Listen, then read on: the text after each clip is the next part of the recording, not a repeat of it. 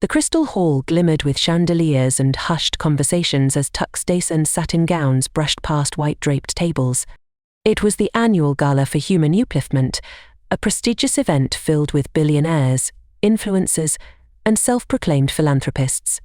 At table 9, tucked slightly near the side of the stage, sat a woman who many barely noticed until someone made the mistake of noticing her the wrong way. Her name was Olivia Grant. She wore a simple navy gown, no jewelry, no designer clutch, just a stack of papers, a glass of untouched red wine, and an unreadable expression. Most people passed by her assuming she was either staff or a last-minute guest someone forgot to remove from the seating chart. But Olivia wasn't here by mistake. She was here with purpose. She owned the very charity this gala was raising millions for tonight. Enter Mitchell Hayes, a brash tech investor who believed every room was his stage and every stranger an audience. Dressed in a perfectly tailored tux and armed with a wine glass in one hand, he strutted over to table 9 with a smirk, his friends trailing behind like shadows of laughter. Someone left the help at the VIP tables. Mitchell chuckled loudly, jabbing a finger toward Olivia, who didn't flinch. His words drew the attention of nearby tables. Some turned to laugh, others to squirm. But Olivia simply looked at the paperwork in front of her, then back up at him calm, unmoved. Mitchell leaned in further, his voice now booming with amusement. "Don't worry, sweetheart. The donor seats are up front. You're in the wrong place unless you're here to clear plates or take notes." Still, Olivia said nothing. And that silence made everyone in the room feel something shift. It wasn't shame, yet not for Mitchell. That would come later. Right now they were still laughing. And that was the last moment Mitchell would laugh freely that night. As laughter bubbled around him, Mitchell soaked in the attention like it was champagne. He pulled out the empty chair beside Olivia and slouched into it, clearly amused by his own performance. "You know," he said, swirling the red wine he didn't need, "next time, let someone dress you. You're making the table look underwhelming." A few soft giggles followed from nearby guests, but not everyone was laughing now. One of the junior organizers, a woman in her 20s with a clipboard, paused mid-step and glanced nervously at Olivia, only to scurry away when their eyes met. Olivia finally moved. Not in anger, not with a snap, but with a graceful tilt of her head as she slowly turned to look Mitchell in the eye. "You're right," she said calmly, her voice quiet but carrying weight. "Presentation matters." Then, without another word, she gently pushed the papers toward the center of the table. They were embossed with gold: Annual Report, Olivia Grant Foundation. A few onlookers craned their necks. The laughter faded like smoke. Mitchell, still smirking, hadn't caught on. But the people behind him, the ones now whispering and nudging each other, had. Something had just shifted. And the room felt it. Mitchell leaned back with a scoff, waving dismissively at the papers, as if they were playbills at a bad theatre. "Cute," he said, chuckling. "Everyone's got a foundation these days. What's yours? Yours do knit sweaters for orphans." The audacity in his voice rang louder than the string quartet now playing in the background. But even as he mocked, a shift was happening in the room. More eyes were on table 9. Not because of him, but because of her. Olivia remained poised, her hands folded, her eyes scanning the crowd now gathering interest in what was unfolding. A tall man in a charcoal suit approached the table, his pace brisk. "Miss Grant," he said respectfully, offering a slight bow of the head. "The board members are requesting a few words from you before the auction begins." The title Miss Grant cut through the air like a bell in a church. Mitchell's grin began to falter. The man turned slightly toward him. "You must be one of our guests tonight. I hope you're enjoying yourself." Mitchell blinked, confused. The laughter he had relied on from his entourage was gone. Instead, there were hushed whispers, subtle gasps, and all eyes slowly widening not at him, but at Olivia Grant, the billionaire philanthropist whose name was etched across every brochure in the building. Mitchell's mouth opened slightly, but no words came out.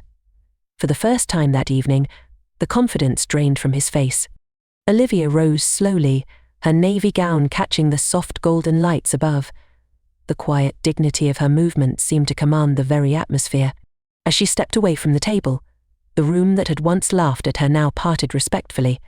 The MC took the stage and announced, "Ladies and gentlemen, Please welcome the founder and visionary behind the Olivia Grant Foundation, Miss Olivia Grant."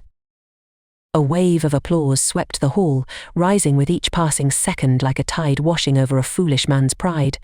Mitchell clapped along awkwardly, eyes darting around, hoping no one remembered his earlier remarks. But people did. They always did. Behind him, his friends who had laughed the loudest were now whispering, trading glances, and slowly inching away from the table. The same table he had once considered the worst seat in the room now belonged to its most powerful occupant. Olivia stood at the podium, her presence commanding yet calm. She didn't raise her voice. She didn't need to. The room was already silent, hanging on every word. "When I started this foundation," she began, "I didn't wear designer gowns. I didn't speak at grand events. I was just a girl from the south side of town, invisible to most, but not to the people who mattered." Her voice carried the weight of experience, and even those who didn't want to admire her found themselves leaning forward, drawn into her quiet strength. Mitchell watched from his seat, a strange feeling blooming in his chest, something between regret and realization. The woman he'd mocked was now being honored with a standing ovation, her photo splashed across the stage screen, smiling beside children, nurses and single mothers her foundation had uplifted. She wasn't just wealthy, she was respected, revered, and he was now the punchline of a story he didn't see coming. As the applause died down and Olivia returned to her seat, Mitchell straightened his jacket and forced a smile. "Impressive speech," he muttered, hoping to salvage some dignity. Olivia gave a polite nod but didn't respond. Her silence was louder than any insult. Across the table, the board members who had once ignored Mitchell now greeted her with handshakes and gratitude. Each one looked at him briefly, some with amusement, others with disapproval. He felt exposed, no longer the confident investor who had strolled in with swagger. Mitchell reached for his wine glass, but his hand trembled slightly. He was used to being the smartest man in the room, the wealthiest, the loudest. But tonight, all his status and charm had failed him. The woman he had dismissed had shown him what real power looked like, and it came without a raised voice or a flashy watch. It came in humility, impact and grace, and it scared him more than he cared to admit. As the dinner service resumed and quiet conversation picked back up, Mitchell sat frozen, his fork untouched.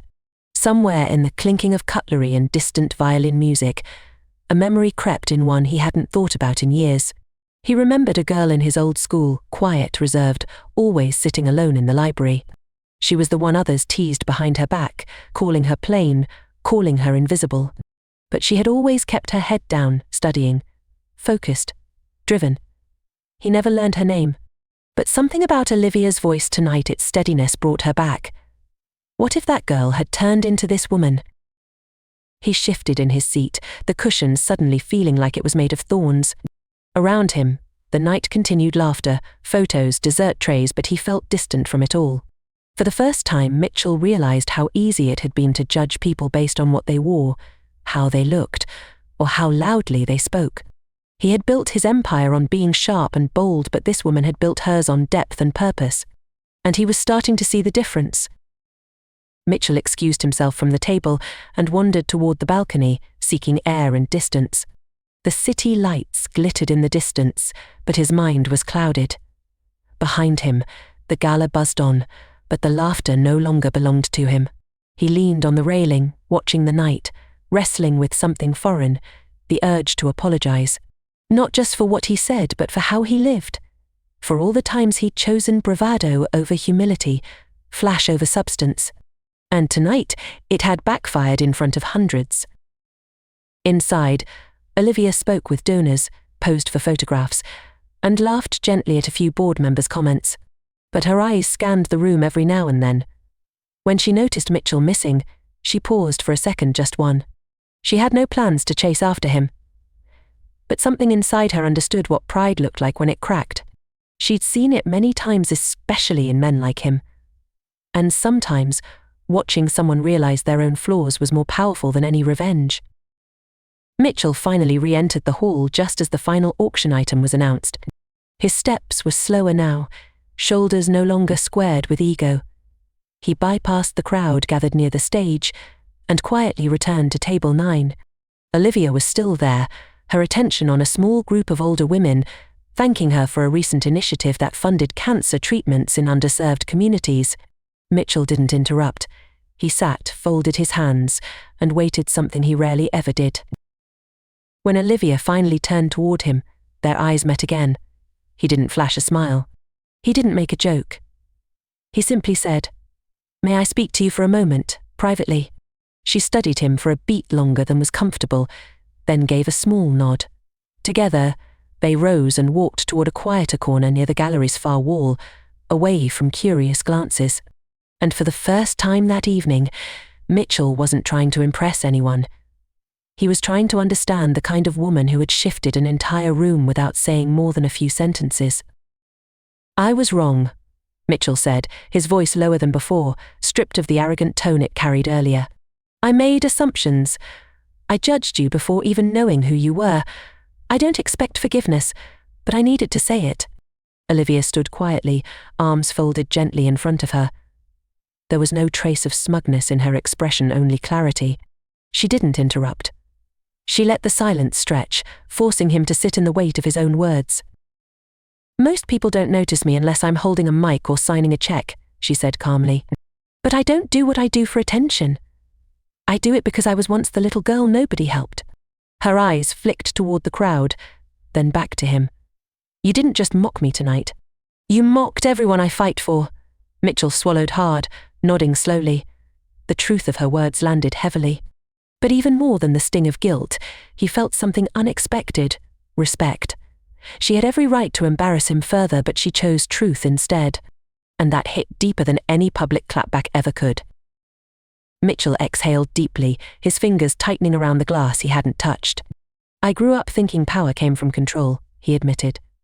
"From out-talking the next guy, outdressing the next crowd. But tonight, I realized I've been measuring success with the wrong ruler." Olivia didn't respond right away. Her gaze drifted toward the portraits lining the gallery wall, photos of children, single mothers, elderly men, all smiling, all beneficiaries of her foundation's work. "You're not the first man who's mistaken visibility for value," she said quietly. "You thought I didn't matter, because I wasn't loud, because I wasn't polished by your standards. But some of us don't speak to be heard, we work to be felt." Her words didn't sting, they instructed. Mitchell nodded slowly, eyes lowered, realizing that for the first time in a long while, someone was showing him a mirror he couldn't avoid. And for once, he didn't look away. They returned to table 9. But this time, Mitchell walked a step behind her. The shift was subtle, but it was there. The others at the table noticed. Conversations hushed slightly as they sat, and one of the older donors raised a brow at Mitchell before turning back to Olivia with a warm smile. No one made a joke now. No one dared. The woman who had once been the room's easiest target had become its most guarded treasure, and Mitchell, the man who once mocked her, now sat quietly in her shadow. As dessert was served, Olivia picked up her spoon with quiet grace, but her attention remained on the people around her, the donors, the volunteers, the organizers, not the ones with headlines or money. Mitchell watched, realizing that leadership wasn't about commanding a room, it was about lifting the room. And Olivia did it without trying. She wasn't playing a role. She was the role. And in that moment, Mitchell didn't envy her. He admired her. Quietly. Deeply. As the night drew to a close, event staff moved about collecting empty glasses and thanking guests.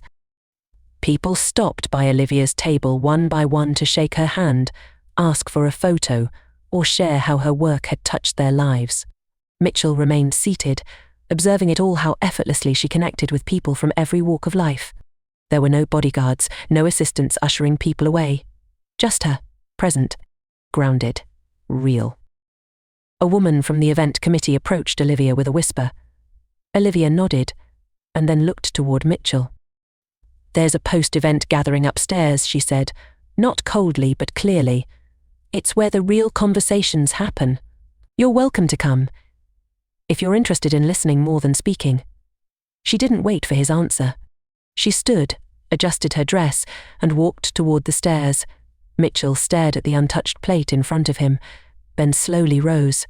For the first time in years, he was stepping into a room, not as a man who wanted to be seen, but as one who was finally learning to see. The upstairs lounge was a quieter world, no cameras, no speeches, just low lighting, soft jazz, and small circles of powerful people speaking in hushed tones. These were the donors, the thinkers, the change makers. And in the centre of it all sat Olivia, legs crossed, a cup of herbal tea in hand, not commanding the room but grounding it. Mitchell entered carefully, almost unsure of himself, a strange experience for someone so used to owning spaces like this. He didn't speak right away. He watched. He listened. Stories of communities rebuilt, scholarships granted, single mothers given second chances. These weren't just feel-good tales. They were blueprints of what real wealth could do when it met compassion. Eventually, Olivia looked up, noticed him standing by the edge of the room, and gestured subtly for him to sit beside her. No introduction, no fanfare, just space. And in that simple gesture, Mitchell felt something shift again. Not in the room, in him. Seated beside Olivia, Mitchell finally spoke, not with his usual flair, but with sincerity. What you've built, it's more than charity. It's legacy.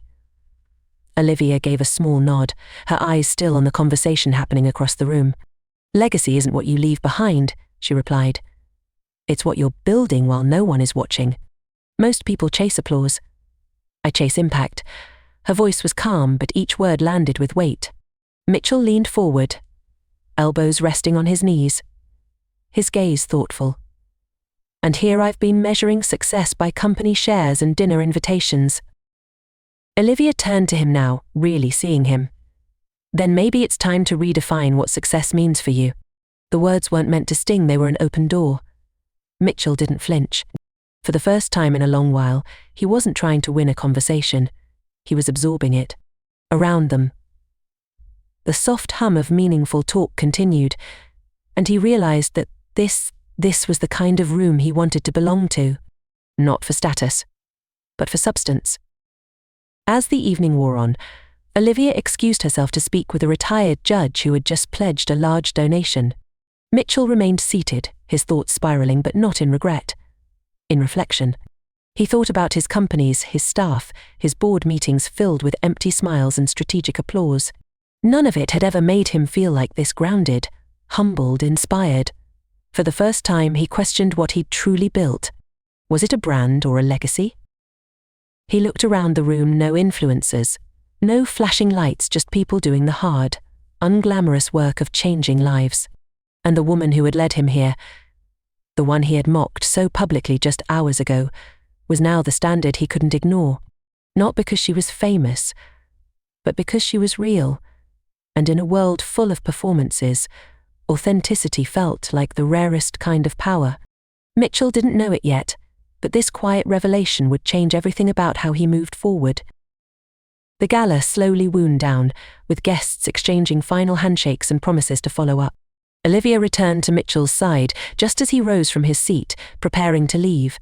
"Thank you," he said quietly, meeting her gaze with a sincerity she hadn't expected but respected.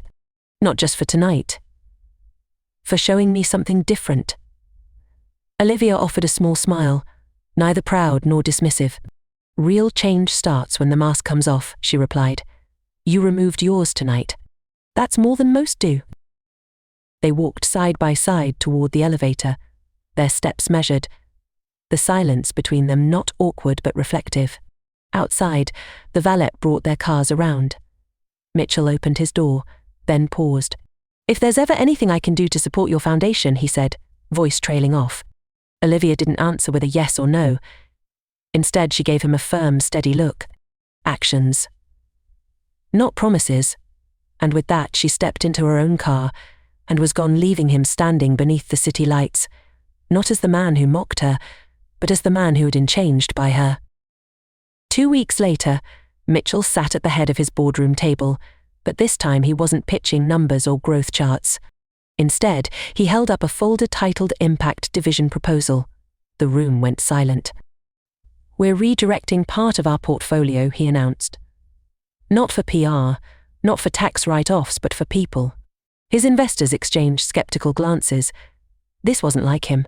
"We've made billions off innovation." It's time we apply it to something that actually matters. After the meeting, Mitchell stood by the window overlooking the city. It was the same skyline, but tonight it looked different. Sharper, more meaningful. In his mind, Olivia's voice echoed, "Legacy isn't what you leave behind. It's what you're building while no one is watching." And for the first time in his career, he wasn't building a company. He was building something real. Something that couldn't be bought but could change lives. The invitation arrived quietly, an envelope with no seal, no gold trim. Just his name, and a simple message, Community First Initiative New Site Tour. "You're welcome to join." Mitchell didn't hesitate. When he arrived at the modest building tucked in the heart of the city's poorest district, he wasn't greeted with flash or fanfare. Just a handshake from a teenage volunteer and a warm smile from Olivia, already dressed in jeans and a foundation t-shirt, walking with a clipboard and purpose. "Didn't expect to see you here in flats," Mitchell joked gently, a respectful smile on his face. Olivia shrugged with a grin. "Didn't expect you to show up at all."